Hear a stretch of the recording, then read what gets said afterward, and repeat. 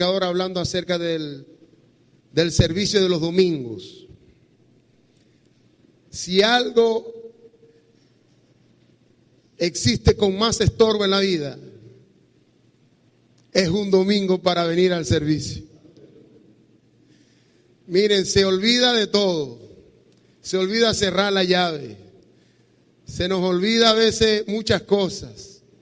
Empiezan a salir tropiezos de donde no había.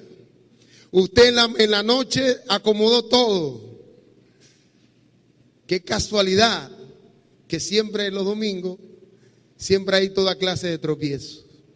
Pero bendito sea Dios que usted está aquí porque usted venció hoy los tropiezos para venir este domingo. A su nombre, a su nombre. Algunos nos acostamos cansados, deteriorados, vuelto nada. Y nos paramos temprano y Señor, no tengo ganas, pero voy. A su nombre. Porque eso es cuento que no tengo ganas de ir a la iglesia, no, hermano. Esto es una lucha. La gente quiere meterse en una burbuja cristiana y decir, no, aquí todo es. No, hermano, esto es una lucha desde el día en que usted le dijo al Señor, Señor, sí, creo en ti, te recibo. Ese día empezó la guerra, hermano. Y lo bueno de las guerras es que la guerra fomenta y perfecciona al soldado. Hay guerreros que han peleado tanto que ya se vuelven expertos, ¿sí o no? Y venir un domingo a la iglesia prácticamente lo hacemos en automático. Y cuando le digo en automático es literalmente automático. Una vez yo tenía que ir para Los Aticos y cuando iba por el carrito le dije, déjame aquí. Y cuando me bajé yo dije, ¿y yo qué voy a hacer aquí? Sí, para ahí voy para la iglesia. Y yo tenía que ir para Los Aticos. Y yo dije, no, estaba en piloto automático. Pensé que venía en la mañana y se me enredó un poco la cosa. Damos gracias al Señor nuestro Dios. Bendecimos su nombre en su casa. Y agradecemos a Dios por cada uno de ustedes, cada una de las familias aquí representadas. De verdad que la iglesia se compone por familias que le creen a Dios. ¿Quién dice amén? Amén. Familias que le creen a Dios. No somos llaneros solitarios, somos familias que le hemos creído a Dios. Y ojalá Dios nos ayude y muchas familias vengan a este lugar a escuchar a Dios, a recibir de Dios, para que Dios sea el centro real de nuestras vidas. Amén. Muy bien. Va a ser hoy, Dios me lo permita, corto el mensaje. Quiero hablar de un tema muy práctico, muy sabio y muy directo. Hoy quiero hablar acerca de las finanzas, del money, de los bienes, de las cosas que Dios nos da como mayordomía. Nos pide el Señor que hagamos bien, que la usemos de manera correcta. Yo debo de reconocer que para poder entrar en el tema del dinero en la iglesia, voy a tener muchísimos obstáculos. Y si yo reduzco este sermón en 40, 45 minutos, quizás una hora, va a haber mucho más obstáculos todavía con respecto al dinero. Debo de reconocer que el tema del dinero con respecto a la devoción a Dios es uno de los temas más controversiales. Más de uno aquí hemos salido en discusión, en poca seguridad con otros hermanos de otras líneas, sobre todo con las personas inconversas, las personas que no simpatizan para nada a la iglesia. De hecho, hablaba con un hermano no, un conocido, y me dice, no, todos los pastores son unos ladrones, la iglesia la gente va a la iglesia, pero es para que le roben los cobres. Y ya cuando iba por ahí, ya yo estaba un poco medio incómodo, por no decir otra cosa. Pero yo dejé que el Señor hablara un largo rato y simplemente le dije de qué manera la gente se puede equivocar con respecto a ese tema. Y le dije, estás muy equivocado. Ah, pero es que vos sois cristiano. Sí, está ahí totalmente equivocado y desfasado de lo que es el dinero, la finanza, los bienes que recibimos aquí y de la manera en que la iglesia lo ve. ¿Y por qué le digo que es un tema controversial? Porque se levantan toda clase de argumentos, inclusive se levantan predicadores, ojo, predicadores de estos nuevos, y debo de reconocer también que ha habido mucho engaño.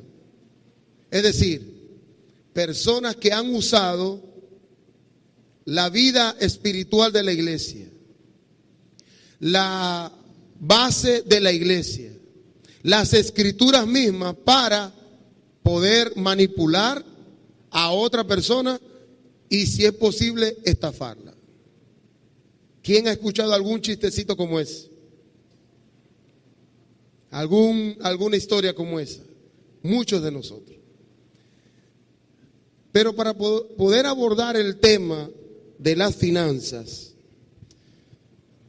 voy a tomar unos textos cortos, unos textos que no hablan de manera directa de las finanzas, pero por el estudio y por la meditación en la palabra inferimos, es decir, concluimos que la cosa se está hablando acerca del dinero. Y voy a tocar todo lo que atañe a eso con respecto a la perspectiva de un gran hombre de Dios en las Escrituras, como lo es el apóstol Pablo. Hermano, porque en el Antiguo Testamento hay citas buenas. Sí, yo sé que en el Antiguo Testamento, en el libro de Proverbios, si usted va en el libro de Éxodo, en casi todos los libros del Antiguo Testamento hay mención con respecto a los diezmos, a la ofrenda, a la manera en que nosotros vemos el dinero. ¿Sí o no? Hay muchas. Pero ¿por qué necesariamente traigo a esta mañana la reflexión, la predicación, la enseñanza del día de hoy con respecto al dinero y a la visión apostólica y a la visión precisamente de la revelación de Dios a un hombre que es considerado, después del Señor Jesucristo, uno de los hombres más sabios de la Escritura? El apóstol Pablo. El apóstol Pablo, en Efesios capítulo 3, versículo 1 en adelante, dice el apóstol Pablo de él mismo que Dios lo llamó a él para que sobre él Dios pudiera depositar la revelación de Cristo escondida en los siglos. Esto es su iglesia. El misterio escondido, es decir, lo que nadie sabía que iba a pasar, pero que Dios sabía, y Dios usa al apóstol Pablo para poder hablarle a la gente sobre lo que ya él había pensado desde antemano, su iglesia. El apóstol Pablo dice que a él lo llamó el Señor para revelarle todo el propósito de la iglesia, cómo funciona la iglesia, cómo es que Dios tenía en mente la iglesia. Y el misterio escondido es este, que de dos pueblos, dos naciones, dos formas distintas de ver el mundo, como la cosmovisión judía y la cosmovisión gentil pagana, de esas dos cosmovisiones, Dios toma y hace una nueva creación, su iglesia. Un solo cuerpo, un solo hombre. Amén. Puesto que el apóstol Pablo recibe esa revelación, No solamente el apóstol Pablo recibe esa revelación de cómo debe funcionar ahora la iglesia. La iglesia no es Israel. La iglesia es la iglesia. A su nombre. No es que en el Antiguo Testamento estaba la iglesia escondida, no. Nadie sabía de la iglesia. Algunas cosas apuntan a la iglesia. Pero el que establece la iglesia es nuestro Señor Jesucristo, que es la roca principal de construcción. Y sobre esa roca se edifica su iglesia. ¿Quién dice amén? El apóstol Pablo no simplemente recibió un gran conocimiento, sino que él mismo dice en 1 Corintios capítulo 3, dice, yo como perito arquitecto, es decir, no solamente se le dio a Dios la capacidad de establecer la roca principal, sino que también Dios le dio al apóstol Pablo la sabiduría de cómo la iglesia debe de ser edificada. Es decir, cómo los nuevos creyentes en Dios, los santos, los redimidos, los escogidos de Dios deben manejarse en todas las áreas. ¿En cuántas áreas? En todas. Por lo tanto, hay gente que cree que la iglesia simplemente es cuando usted cruza esa puerta de allí. Error. Usted es iglesia cuando entra y usted también es iglesia cuando sale de este recinto. Porque la iglesia no son las estructuras. Técnicamente nosotros hemos llamado, vengan a la iglesia. Sí, pero realmente la iglesia es usted y soy yo. A su nombre. No estoy diciendo nada nuevo, ¿verdad? Ya todo eso está a materia vista.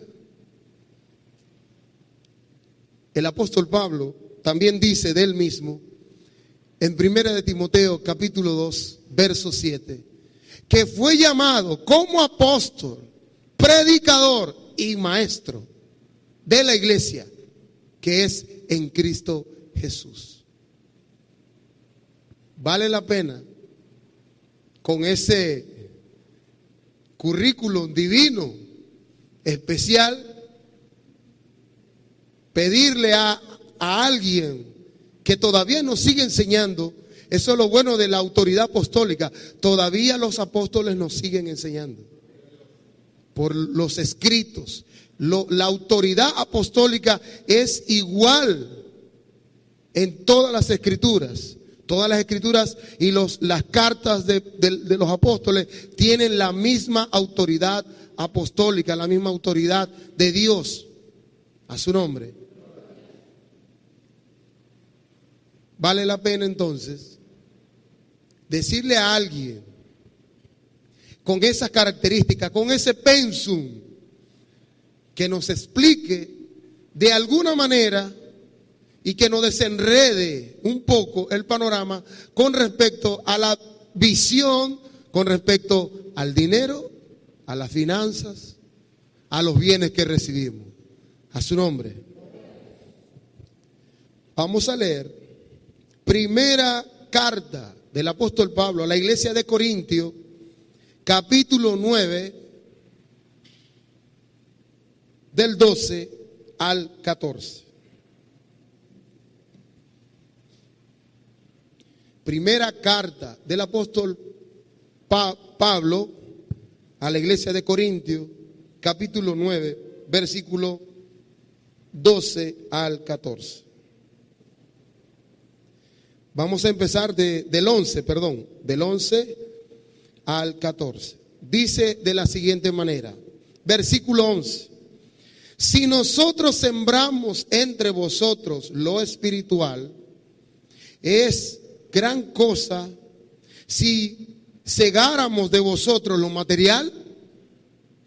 Si otros participan de este derecho sobre vosotros, ¿cuánto más nosotros? Pero no hemos usado de este derecho, sino que lo soportamos todo por no poner ningún obstáculo al evangelio de Cristo. ¿No sabéis que los que trabajan en las cosas sagradas comen del templo y que los que sirven al altar, del altar participan? Así también ordenó el Señor a los que anuncian el evangelio que vivan del evangelio. Ya sé lo que usted está pensando, hermano. Ya yo sé, y usted dice, ya yo sé por dónde viene el hermano. Sabrá Dios a quién va a regañar. Sí, porque cuando hay una prédica que no es para usted, debe ser que es para otro que van a regañar por ahí. Déjeme decirle que el Señor quiere ayudarnos en todos los detalles de la vida. Hace poco, tuvimos un taller de matrimonios, tremendo taller. Y nosotros creemos que no necesitamos ninguna instrucción con respecto al matrimonio. Déjeme decirle que sí necesitamos. Y también necesitamos instrucción en cualquier área, es decir, en cualquier área que nosotros tengamos deficiencia y aún las que no tengamos también. Para eso Dios nos llamó. Para perfeccionar a los santos. Pero ¿cómo te va a perfeccionar Dios si usted dice, no, Señor? Por ejemplo, Señor, yo sé de tecnología, el celular lo sé manejar yo. Dios no tiene nada que ver con el celular. Te voy a decir algo, si Dios es tu Señor, ese celular no es tuyo. ¿De quién es? ¿De quién? Del Señor. Si tú nombras a Dios, tu Señor, tú no eres dueño de nada. De nada. Por eso es el Señor. El Señor no es un título aromático, así armonioso, poético. No, Señor. El Señor con S mayúscula es el amo, el dueño, el soberano, Él manda y yo obedezco. Lamentablemente nos enteramos o aprendemos eso algunos tarde. Algunos aprenden esto muy, pero muy tarde. Y de paso, Dios tiene un ente, una corporación viva, no una organización, una corporación viva, establecida por Él mismo, su iglesia, para poder enseñar a su nombre. Dicho eso, vamos a entrar en este capítulo 9 de 1 de Corintios para ver cómo el apóstol Pablo va a hablar del dinero sin mencionar el dinero. ¿Qué dije?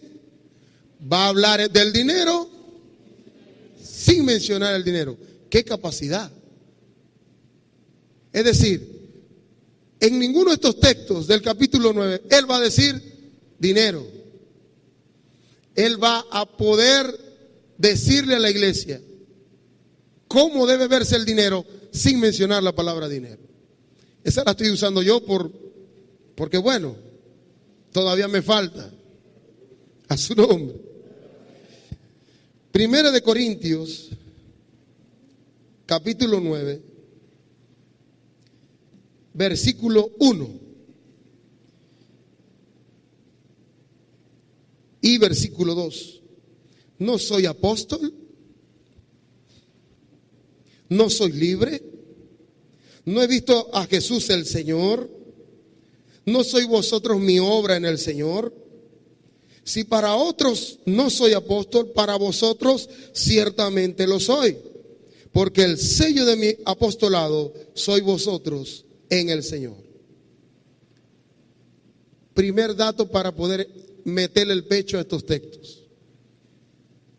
Del versículo 1 al versículo 18 hay la increíble suma de 18 preguntas. Si usted lee esa porción, va a encontrar 18 preguntas. En algunas versiones hay 17. Ahora, eso llama un poco la atención. Y resulta y acontece que cuando se infiere a la finanza, al dinero, que no lo nombra, pero se infiere, se concluye, exactamente las 18 preguntas están insertadas en el tema a cuestionar. ¿Por qué el apóstol Pablo?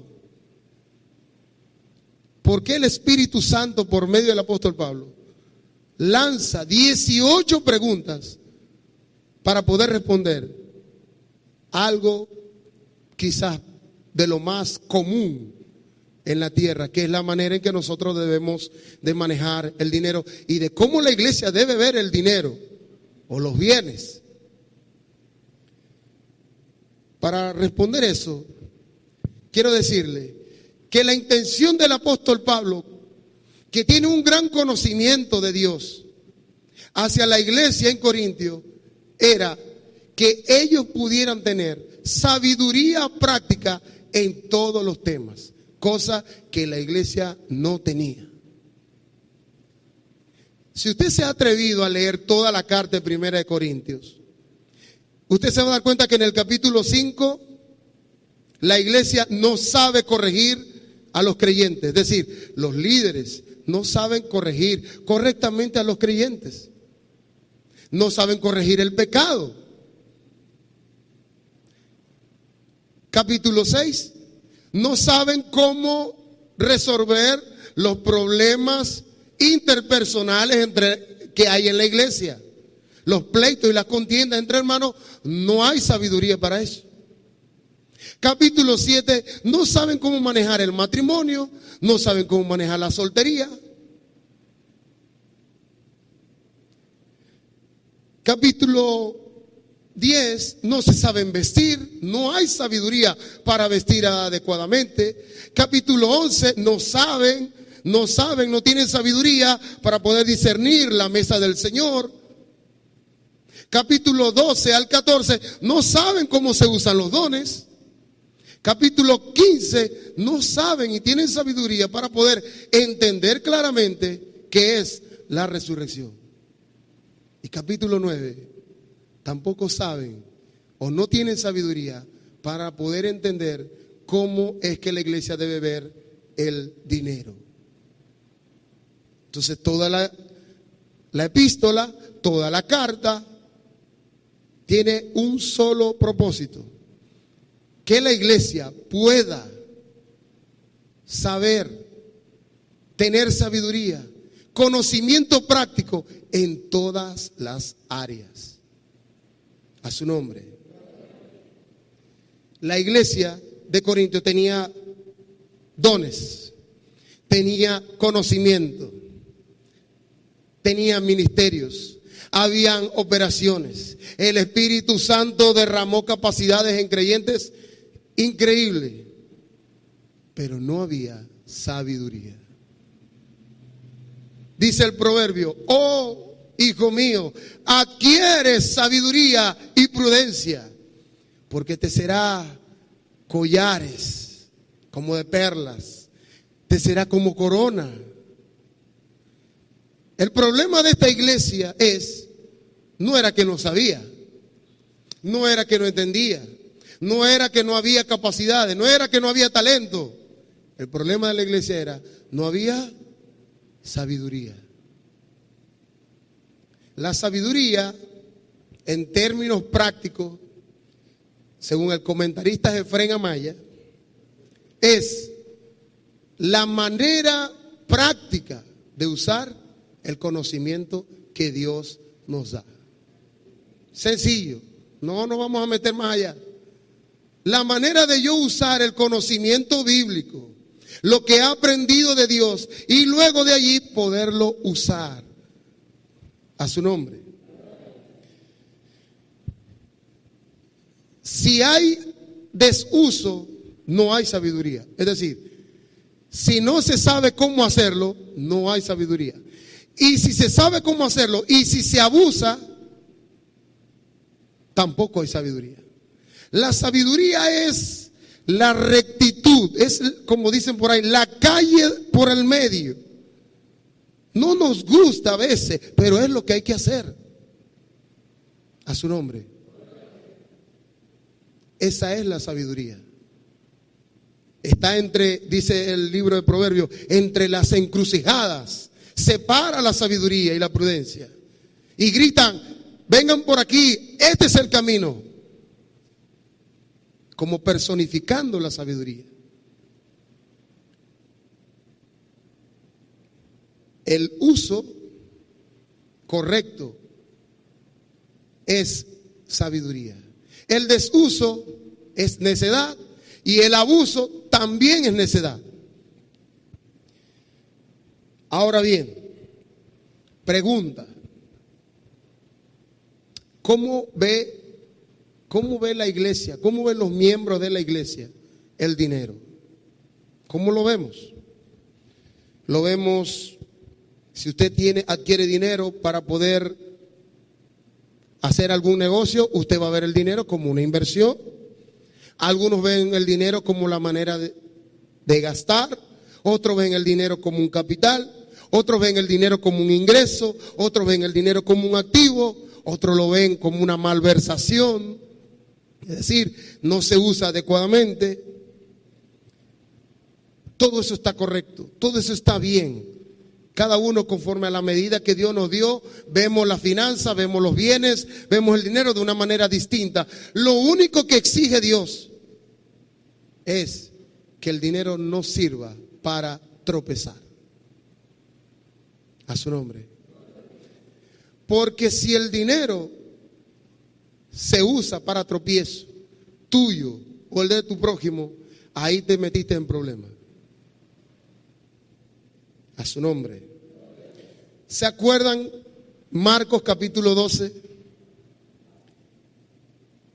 Estaba el Señor predicando y venían los fariseos con unas ganas de que el hombre tropezara. Le dijeron, primero se dijeron entre sí, le vamos a lanzar esta conchita de mango. Le vamos a preguntar si es lícito pagar impuestos. Si dice que sí, aquí se lo van a comer vivo los judíos. Y si dice que no, se lo pichamos a los romanos. Esa es la estrategia, no falla. Ellos iban confiados. Y se acercaron, maestro, bueno, siempre hipócrita, ¿verdad? Qué bello, qué lindo. ¿Será que nosotros tenemos que pagar impuestos? Y como ya Jesús conocía las intenciones de su corazón, estos creen que me van a pasarme una monedita ahí. Y alzó la voz. ¿De quién es la inscripción que está en esa moneda? Del César. Denle al César lo que es del César y a Dios lo que es de Dios. Cerrado, con doble blanco, 100 pintas, que pase la otra cruz. ¡Qué sabiduría! ¿Sí o no?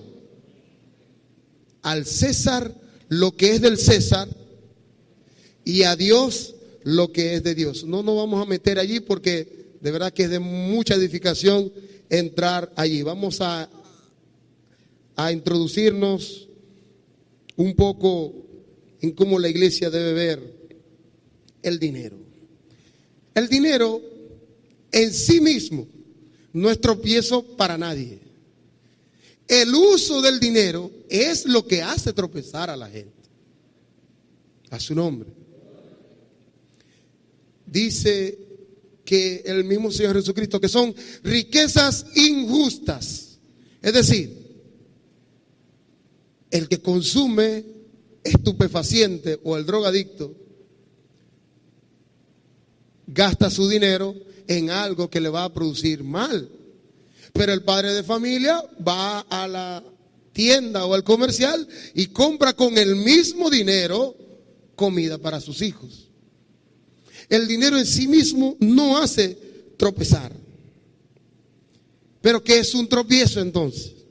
Un tropiezo es algo que impide que nosotros veamos correctamente lo que Dios ha establecido. Eso es un tropiezo. Y para entender un poquito qué es un tropiezo, vamos a leer el capítulo anterior, Primera de Corintios, capítulo 8, porque había otro problemita de sabiduría en cuanto a la comida. Resulta y acontece que en la iglesia de Corintios era común que las vacas, las reses, antes de pasar por la carnicería, fueran sacrificadas a los ídolos. ¿Sí? Entonces la iglesia, cuando iba a la carnicería, gracias a Dios John Jairo no existió para ese tiempo, cuando iba para la carnicería y pedían 1 kilo de carne, decía Dios, no, eso lo sacrificaron a los ídolos y yo me voy a contaminar. Entonces la gente de una manera forzada dejó de comer carne. Pero habían otros que eran un poquito más atrevidos. No, dame acá ese kilo de carne porque yo oro a Dios y Dios santifica la carne. ¿Quién dice amén? Ah, no quieren carne, hermano. Por su nombre. Oído. ¿Qué pasaba? Que empezó el problema. Venían en la iglesia. Compa, ¿viste la carne que compramos? Y entonces el otro que no compró, que sabía que estaba sacrificada a ídolos, decían, vos estás mal, te vas a contaminar. Y entonces había un problema entre los que creían que la carne contaminaba a causa del sacrificio a los ídolos y los que creían que cuando se comían la carne y oraban por la carne, no pasaba nada. A su nombre. Vamos a leer versículo 12 del capítulo 8. Versículo 12 del capítulo 8.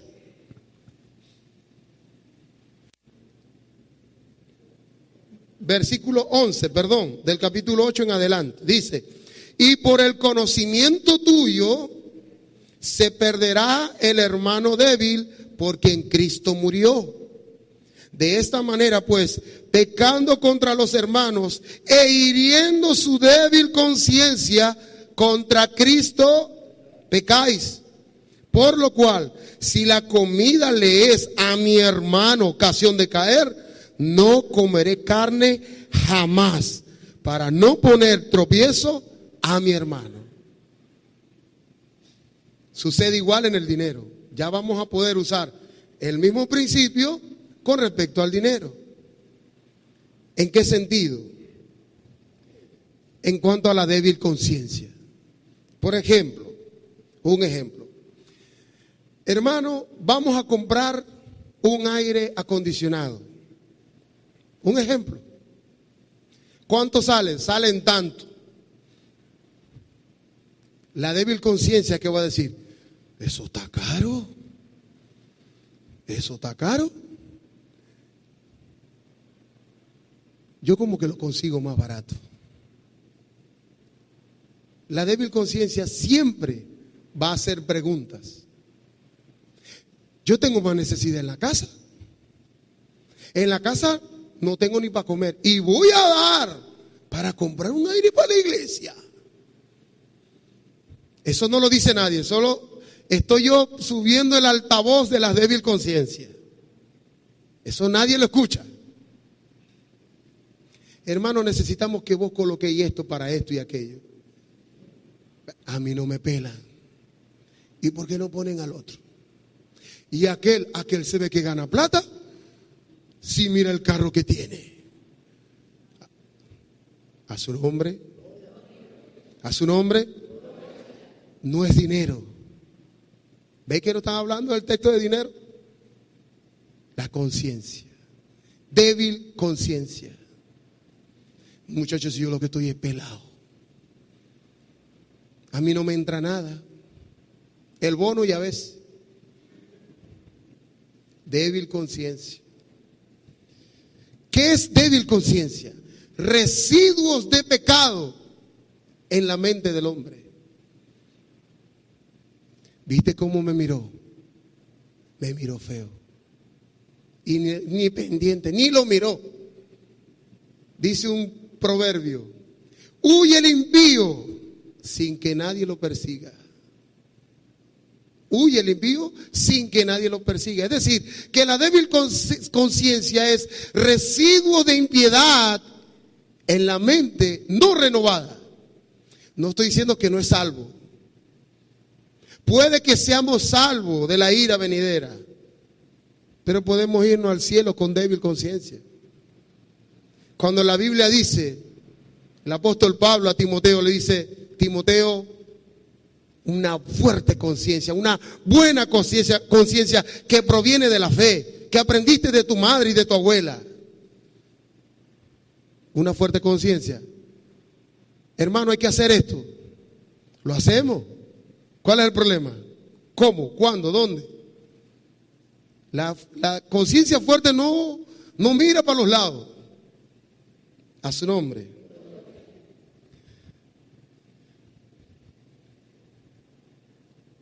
Cuando estemos enfrente a esas preguntas, tenemos que decirle, Señor, quiero tener tus pensamientos. Amén. Capítulo 9 del libro, de la carta de Primera de Corintios. Encontramos 18 preguntas. Quedamos allí. 18 preguntas. Y esas preguntas atañen únicamente al tema del dinero, de las finanzas y de cómo la iglesia debe ver eso. Ahora, una pregunta con respecto a las preguntas. ¿Por qué tantas preguntas?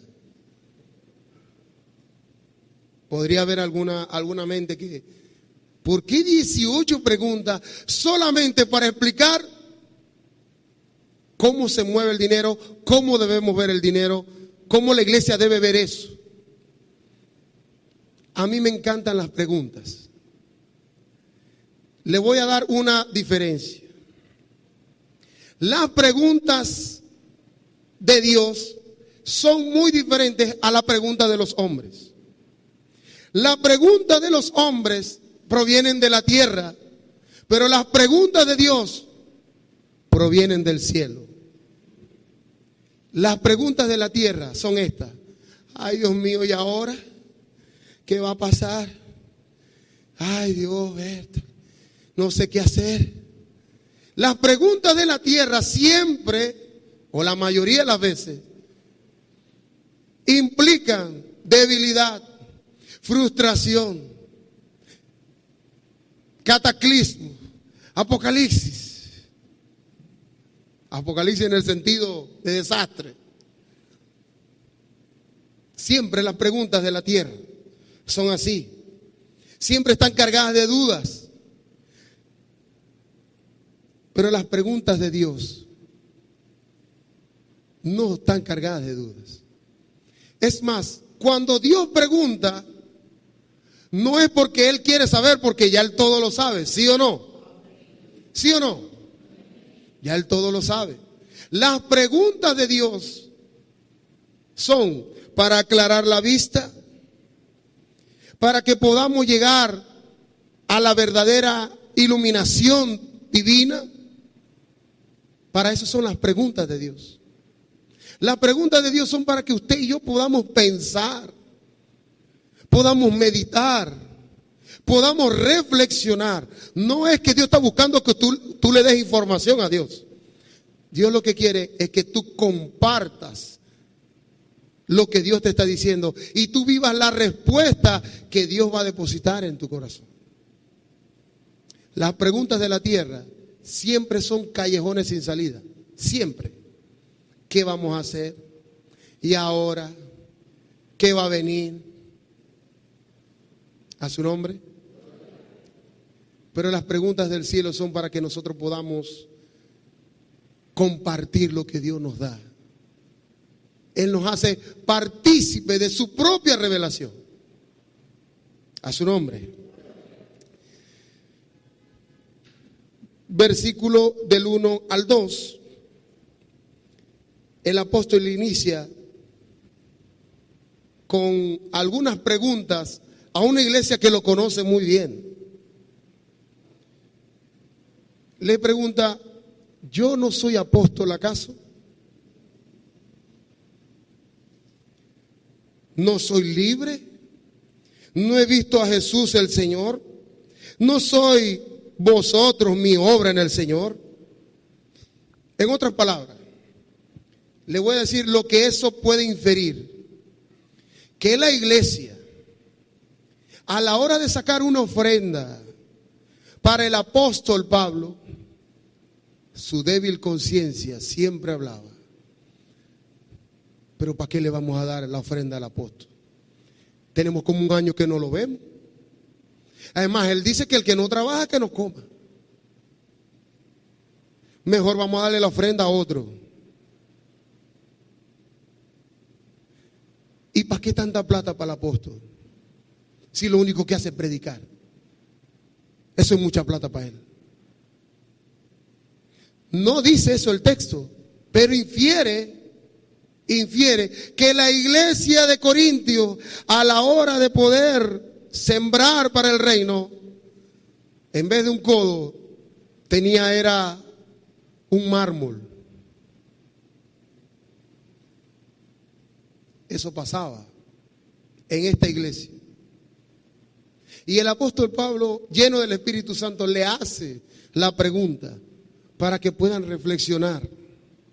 No para buscar sacarle el dinero, sino para que puedan entender todo lo que Dios ha hecho por medio del apóstol a favor de la iglesia. Versículo del 1 al 2 del capítulo 9 habla de cómo el apóstol Pablo se tomó en serio su llamado. Se tomó en serio el llamado. Mire, tomar en serio el llamado de Dios es elevar el llamado sobre cualquier cosa. ¿Sobre qué? Sobre cualquier cosa. El apóstol Pablo hizo eso. Él tenía credenciales para vivir cómodo toda su vida. Era fariseo, buena posición económica, ciudadano romano, en cuanto a la ley, irreprensible. ¿Y sabes cómo llama el apóstol Pablo a todo eso? Basura. Basura, con tal de seguir a Cristo. Con tal de permanecer firme en la fe, con tal de que el llamado original que recibió fuera así igual todos los días hasta el final de sus días. Él se tomó en serio su llamado. Fue responsable con su llamado. Hay gente que tú le dices, ¿y qué pasó en la iglesia? No sé. Pero ¿cómo que no sé? Pero vos no te congregáis ahí. Sí, pero no sé. O si no, ¿y cómo tuvo el servicio? Normal. Sí, normal. Entonces, la gente que lo escucha, pero vos te congregáis ahí, ¿cómo tuvo la alabanza, la prédica? Normal. O si no, si él no lo hace, yo tampoco lo hago. Eso es poca seriedad. La evidencia de un llamado genuino es la seriedad correspondiente a ese llamado. Y eso es algo personal. Nadie le va a decir a otro, mira, ve que tenés que hacer esto y aquello. No, eso es algo personal. Yo lo hago porque el Señor me lo colocó aquí en el pecho. Y no es la gripe. Eso no lo coloca el Señor, eso son las pocas cosas que hay ahorita. Dios me colocó eso aquí en el pecho. Yo a veces lo quiero dejar de hacer, pero no lo puedo dejar de hacer. Usted se toma en serio el llamado de Dios. Porque esto no es un juego. Cuando Dios llama a alguien a su iglesia, no lo llamó para que usted se la pasara jugando metra. Y perdóneme la expresión. Dios llamó a alguien para cumplir un propósito en la iglesia de Cristo. con un propósito definido, claro, proyectado, trascendente. ¿Cómo así trascendente? Que eso no solamente se va a quedar contigo, eso va a trascender. Va a ir más allá de lo que ven tus ojos. Bendito sea Dios si Dios nos coloca ojos espirituales para ver mucho más allá. Pero la Biblia dice que Él dará mucho más abundantemente de lo que pedimos o de lo que entendemos, según el poder que habita en nosotros. El apóstol Pablo se tomó en serio su llamado. Lo que a Dios le importa, a mí me tiene que importar. Lo contrario de tomar algo en serio es huir, es escabullirse, desobedecer. Pregunta. Levanten la mano. ¿Quiénes creen que Dios ha usado a esta iglesia para beneficio tuyo? Solamente dos. Quienes levanten la mano, quienes creen y saben y están convencidos de que Dios ha usado la iglesia, la hermosa, para beneficio tuyo. Ahora sí se asustaron, ¿no?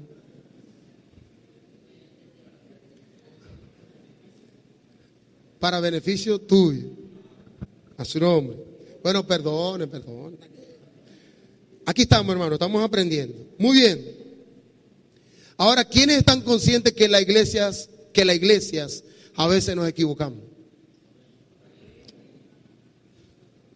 A veces nos equivocamos.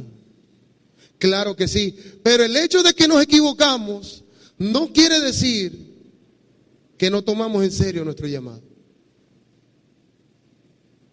Son dos cosas diferentes. El hecho de que fallamos algunas veces no quiere decir que nuestro llamado es falso. Todo lo contrario. El hecho de que permanezcamos aquí peleando con nuestras debilidades y cumpliendo el llamado ratifica que Dios nos llamó realmente. Gracias por el amén. Dios nos llamó realmente. Miren, a mí me gustaba un bateador de béisbol. Me gustaba su estilo de juego. Y ese bateador empezó la temporada. Miren, y tenía como 15 turnos al bate. Y el bateador no le pegaba, pero ni, hermano, a nada. Yo decía, pero bueno, ¿qué le pasa? Si el año pasado medio olía la pelota y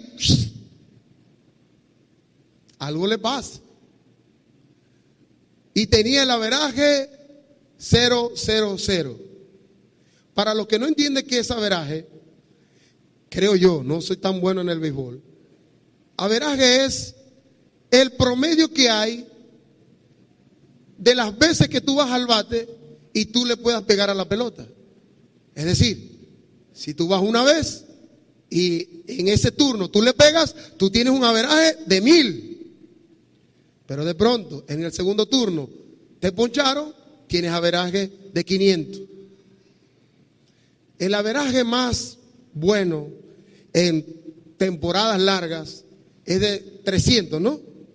¿Sí? 300, 350. Cuando ven 400, los pitchers andan todos temblando. Le voy a decir algo, la iglesia no tiene averaje 0-0. No tiene. Hay cosas que sí, hay picheos donde no le vamos a dar.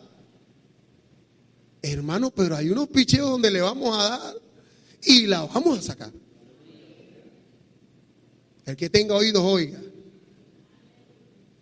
Hay picheos y hay momentos que donde la vamos a agarrar, le vamos a dar duro y la vamos a sacar. Lo de los matrimonios, eso fue un honrón, hermano. Y con bases llenas. Porque aquí habían más de 40 parejas. ¿Cuántas parejas había? 110 personas. 110 personas. Alrededor de 50 parejas. 50 matrimonios. A su nombre. Ok. La seriedad del llamado es una señal de crecimiento. La burla del llamado es una señal de estancamiento. ¿Qué es lo que hace que una iglesia no entienda algo? La falta de sabiduría, hermano. Que no se mueva correctamente en algunas áreas, la falta de sabiduría. Si la iglesia crece, recibe de parte de Dios. Vamos a hacer un ejercicio aquí. Levántense todas las mujeres, por favor. Todas las mujeres, ok. Ay, estamos full de mujeres, hermano. Ok, todo el mundo mire a las mujeres que se levantaron, por favor. Miren, por favor, las damas que se levantaron. Pregunta, ¿será que Dios en esta iglesia va a usar a las mujeres? Amén. A su nombre. Siéntense un momentico las mujeres. Ahora párense los caballeros. Luis. Por favor, miren a los caballeros. Miren, por favor, los caballeros. Ey, parate vos también, ¿qué vas a hacer sentado? A su nombre, gloria. Voy a hacer la pregunta, ¿será que Dios va a usar a los caballeros? Amén. Siéntense los caballeros. Párense ahora los jóvenes del ministerio juvenil, todo el que se considera joven, los jovencitos. Ahí. Ajá, miren a los jóvenes. Por favor, miren a los jóvenes. ¿Será que Dios en su iglesia va a usar al ministerio juvenil? Amén. Pueden sentarse. ¿Sabe cuál es el error de la iglesia? Es los prejuicios. Mira, ese joven como que tiene cara como que fue malandro. Él tiene la gorra para atrás. Y camina así. Porque solamente nos quedamos con lo que vemos aquí. Esa no es la iglesia. La iglesia ve más allá. A su nombre. Denle un fuerte aplauso al Señor.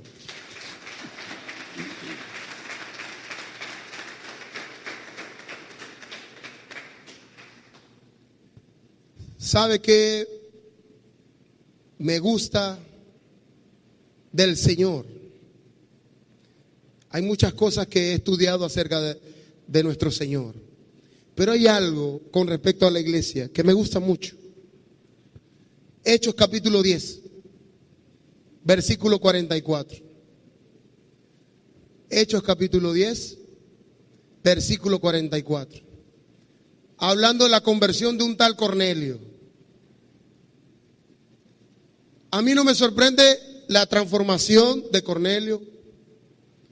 A mí no me sorprende, le voy a decir qué es lo que me sorprende y anhelo en la iglesia.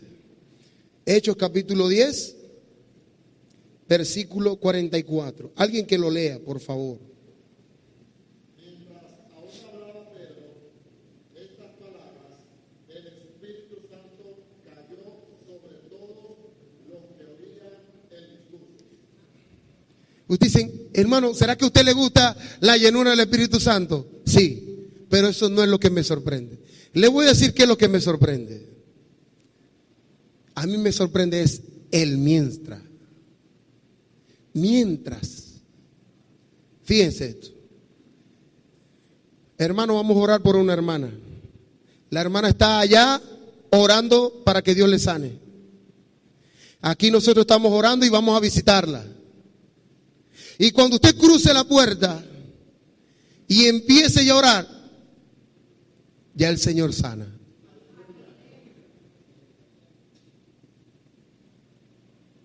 Cornelio estaba por allá y Pedro estaba por allá. Pedro estaba orando. Cornelio también. El Espíritu los juntó. Y Pedro ya había armado el mensaje. Y en medio del mensaje, cayó el Espíritu Santo. Hermano, yo deseo un día que a mitad de la prédica Dios se manifieste. De hecho, esa es mi oración. Señor, si tenéis que muchar aquí el mensaje y tenéis que entrar vos, hacelo. Que cuando estén cantando, la canción llegue hasta la mitad. Pero no porque lo quisieron hacer ellos, porque Dios se metió con ellos. Eso es ver mucho más allá. En cambio Pedro no. Berta, voy para allá. Dios mío, son gentiles, me voy a encochinar. Ay, Dios mío. Ajá, vamos a predicar, a ver. Y Dios lo sorprendió. El Espíritu Santo bautizó a toda esa gente. Que el hombre dijo, no, aquí, ¿quién soy yo para decirle que no los voy a bautizar? Yo los voy a bautizar. Esa es la palabra que a mí me gusta, el mientras. Y eso lo hace una iglesia que está en crecimiento. Que está en crecimiento. Vamos a visitar a Yuli. Y de pronto cuando visitemos a Yuli, ya Dios la sanó.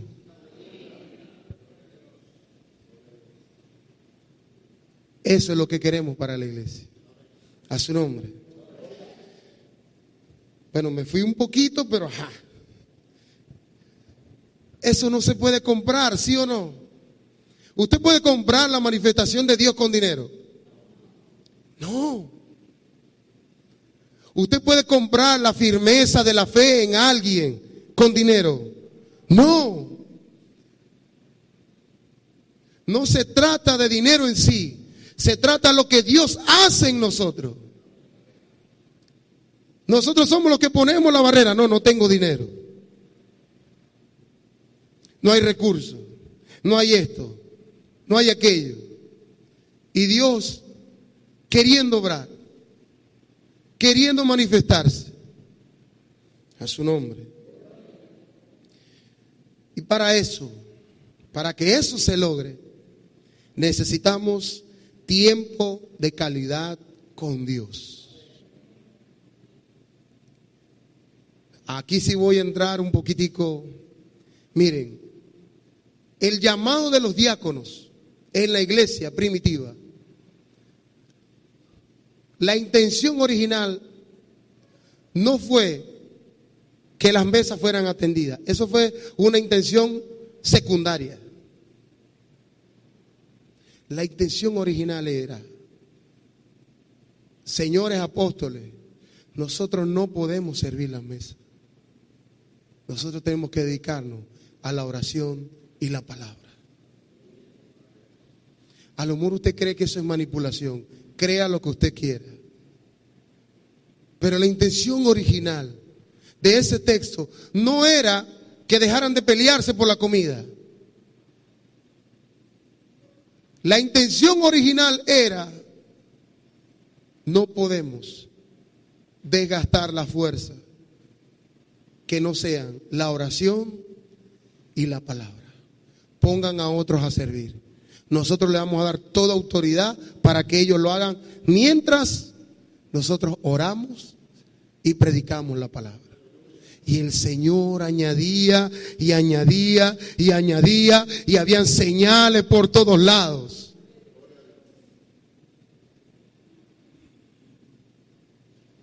A su nombre.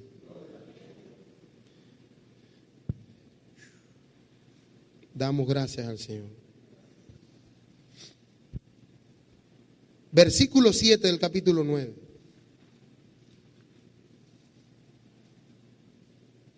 Versículo 7 del capítulo 9 de Primera de Corintios, donde estamos ubicados.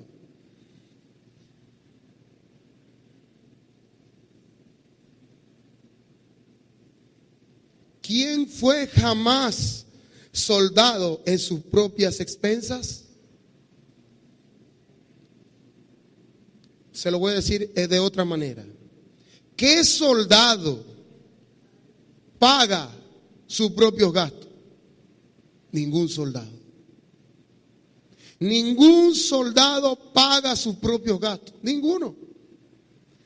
¿Por qué? Porque el soldado está ahí para luchar, para pelear.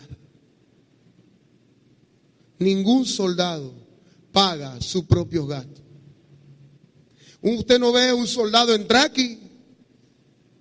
Me voy a comprar un verde y unas botas, ¿verdad que no? O en el callejón de los pobres, ¿verdad que no? Porque eso es responsabilidad del quien lo llamó.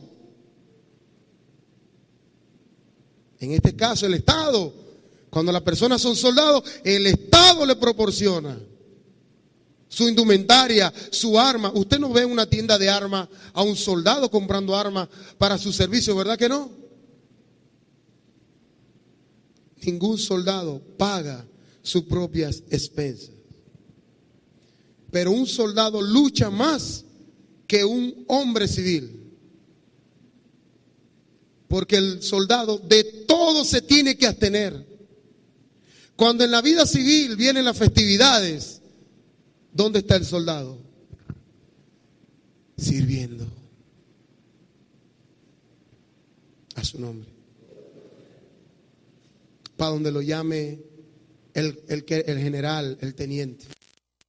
He visto amigos, por eso es que a mí no me gustó la vida de soldado. Me dicen, no, Efraín, vos sois grandote, hermano, vos debéis ser el soldado universal. A lo que vi que duraban como 4 años por allá metidos y no le veía la cara. Yo decía, no me gusta. Unos amigos soldados nada más venían el Día de las Madres y no venían más hasta el otro año del Día de las Madres. ¿Por qué? Porque el soldado siempre estaba ahí presto.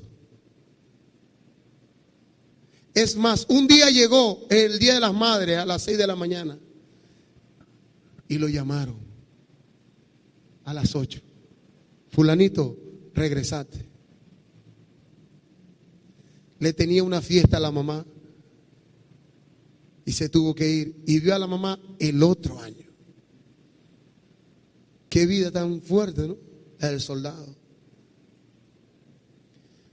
Así somos los ministros del Evangelio. Una vida fuerte, de lucha. ¿Para qué? Para que el resto de la nación se sientan protegidos.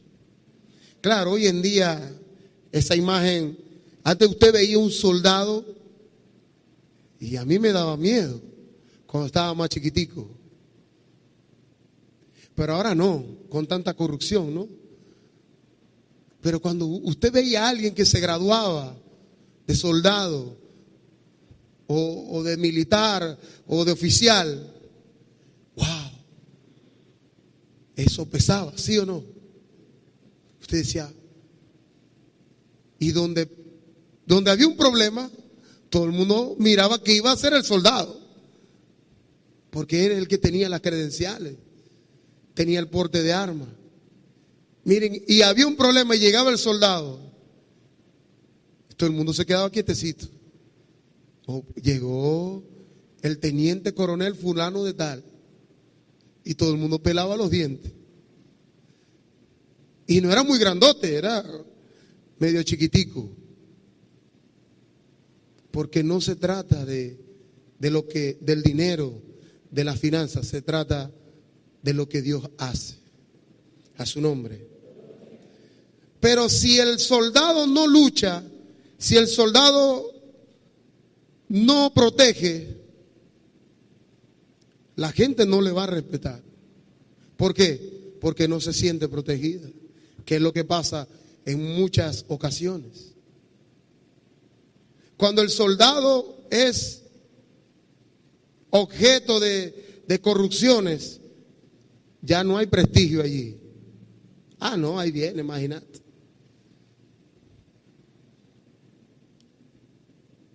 Mismo versículo 7 del capítulo 9. ¿quién planta viña y no come de su fruto? Está el que planta. Dice que el que planta, los que han vivido en el campo, se han dado cuenta lo difícil que es sembrar. ¿Quiénes han ido en el campo a sembrar alguna vez? Levanten la mano. Duro, ¿verdad? La primera vez que me llevaron, hermano, ya yo me quería ir a regresar.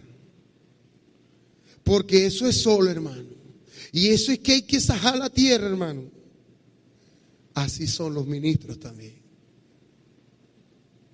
No importa el sol, no importa la intemperie, lo importante es sembrar. Eso es lo importante. Dice, el que planta viña no come de su fruto. El que se esfuerza por cuidar la viña, que la viña se mantenga lejos de plagas, ¿será que no puede un día agarrar unas uvitas y machucarlas y licuarlas y hacer un buen juguito en la noche? ¿Será que no puede? Si tiene 2 hectáreas full de uvas, ¿será que no puede beberse un vaso de jugo?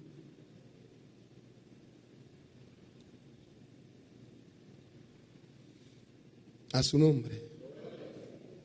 La vid en la Biblia es sinónimo de gozo. Y el sembrador siembra la vid, las vides. Y él sembrando, lo único que él piensa es en el vaso de jugo que se va a tomar. No piense más nada.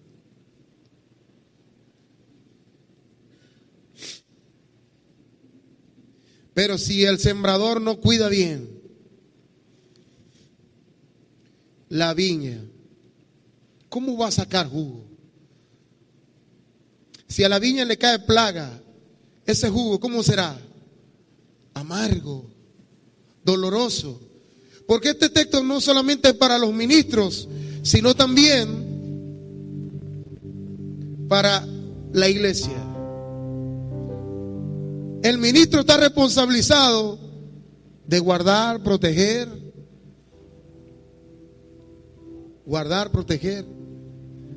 de cuidar, de surcar, de sembrar. Pero si el ministro no lo hace bien, no espere una recompensa.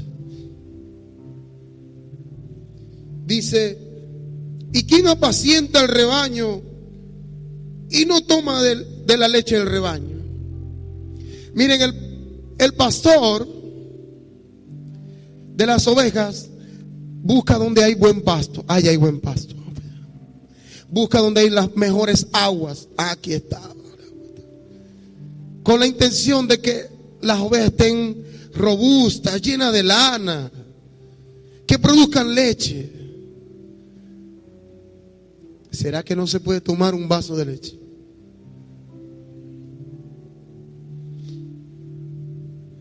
Ahora, si el pastor no cuida sus ovejas, no habrá leche que sacar. Del versículo 8 al 11.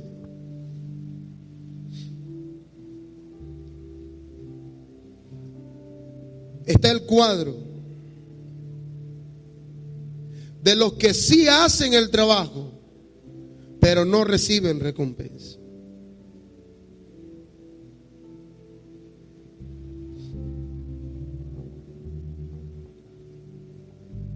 Saben, todo el que siembra, el que ara, el que lucha, tiene esa esperanza.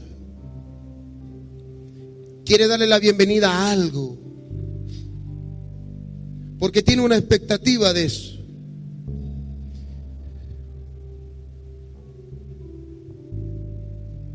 Ahora usted se imagina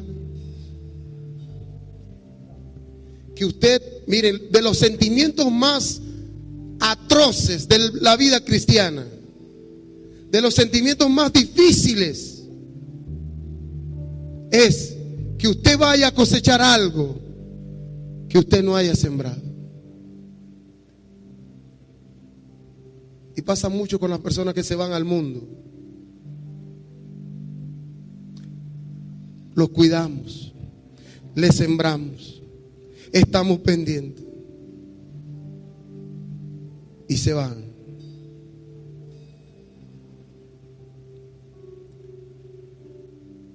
¿Sabe? Dios ha sembrado mucho en nosotros, mucho, muchísimo. Será gran cosa que podamos cosechar algo de eso. Y muchas veces no son directamente para algunos ministros de la iglesia, son para la iglesia misma. A su nombre. Si nosotros sembramos entre vosotros lo espiritual, es gran cosa si segáramos de vosotros lo material. Lo espiritual es real. Lo espiritual funciona. Puede que no se vea, pero funciona. Lo natural es la evidencia de que alguien sembró lo espiritual.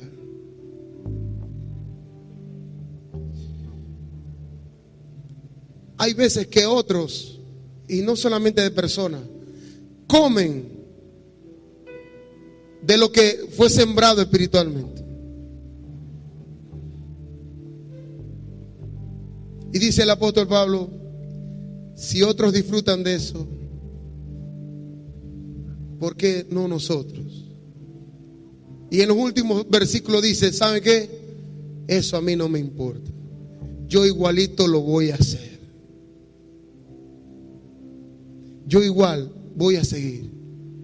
Esa es la seriedad del llamado. Si la gente hace caso, si no hace caso, yo voy a seguir. ¿Habrá alguien en esta mañana que diga, yo voy a seguir? Yo voy a tomarme en serio mi llamado. Vamos a estar sobre nuestros pies.